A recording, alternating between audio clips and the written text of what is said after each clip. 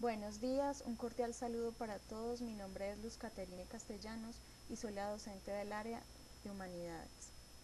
Es maravilloso poder llegar a ustedes por este medio que nos permite convertir el aula de clases en un lugar sin fronteras, reuniendo a individuos de diversas latitudes de nuestro país con el fin de construir la identidad de esta nueva comunidad virtual llamada Ecolab.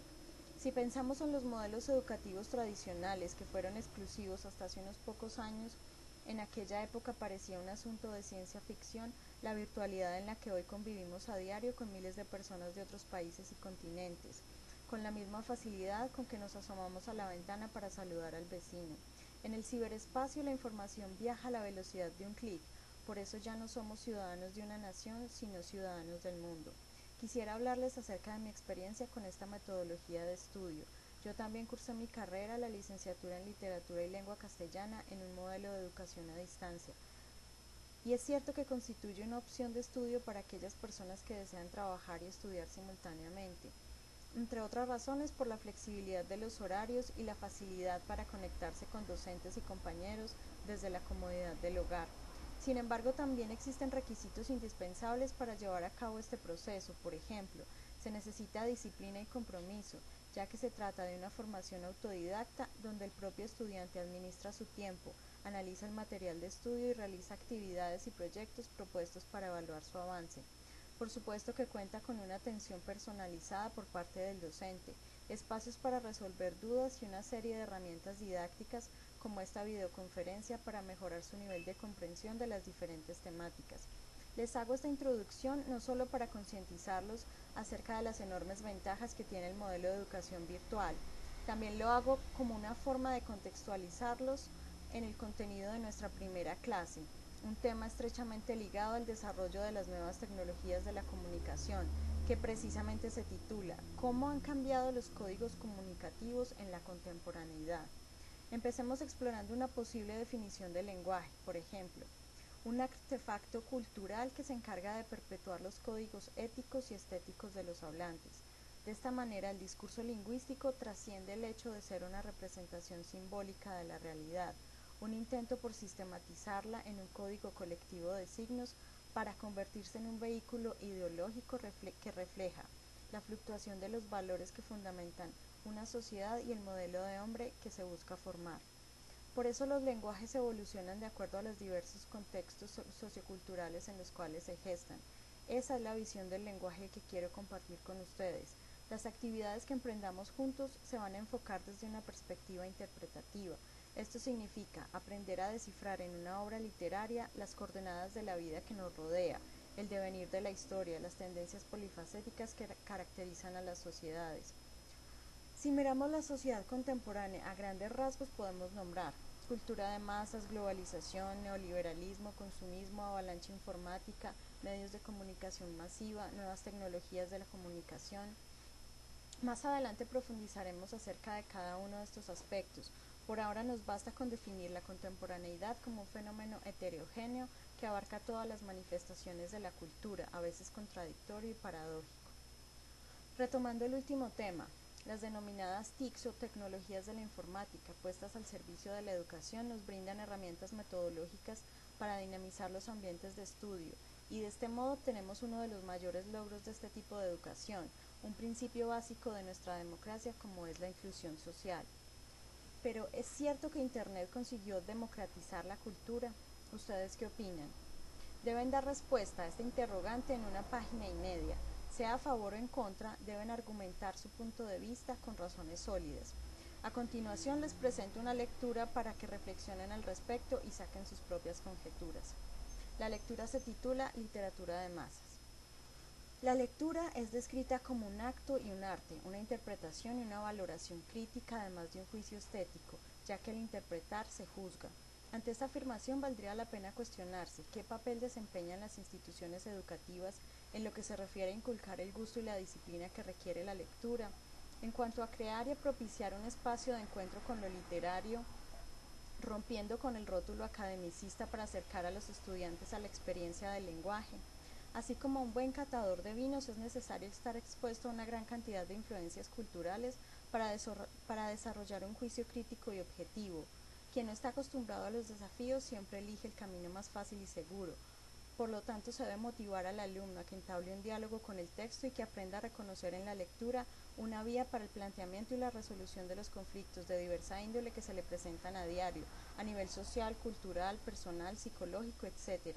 El diálogo con el texto debe transformarse en un diálogo consigo mismo, en un espejo que le ayude a construir una actitud reflexiva ante la vida, que la experiencia de las palabras, más allá de un gozo estético, sea un modo de aproximación a la realidad.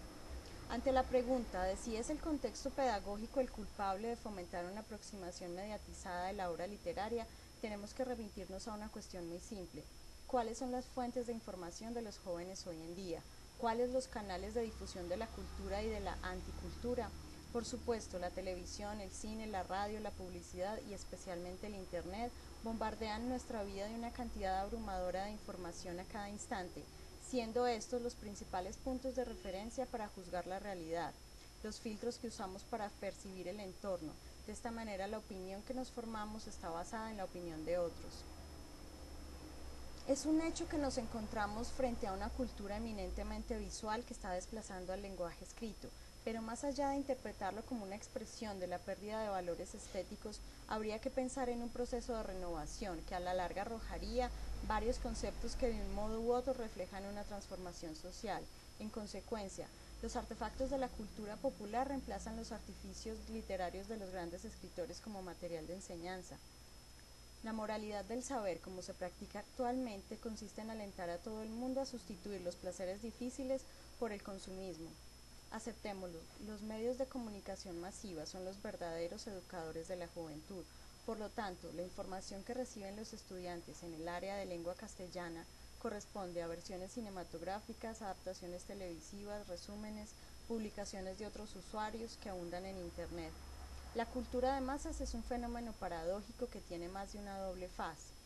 Uno de sus puntos más controversiales es la afirmación de haber logrado democratizar la cultura mediante el Internet, ya que cualquier individuo, sin discriminación de estrato social, raza, género o credo, tiene acceso a la red, independientemente de saber o no juzgar la información que encuentra allí. Sus detractores, en cambio, dirán que lo que se consiguió fue degradar los bienes culturales para comercializarlos como un producto más, carente de su propósito original. La literatura contemporánea, especialmente la que se inscribe en la posmodernidad, aspira a la ruptura con los cánones estéticos tradicionales, buscando la experimentación, tanto de géneros como de estilos narrativos.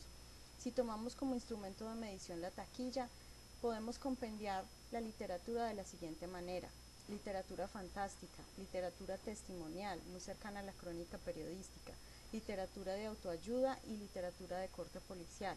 Un caso reciente que podemos citar es el del Código da Vinci, de Dan Brown, un libro que también fue llevado al cine y cuyo éxito se basó en controvertidos aspectos ideológicos de la religión católica, lanzando una hipótesis explosiva acerca de la naturaleza de la relación entre Jesús y María Magdalena.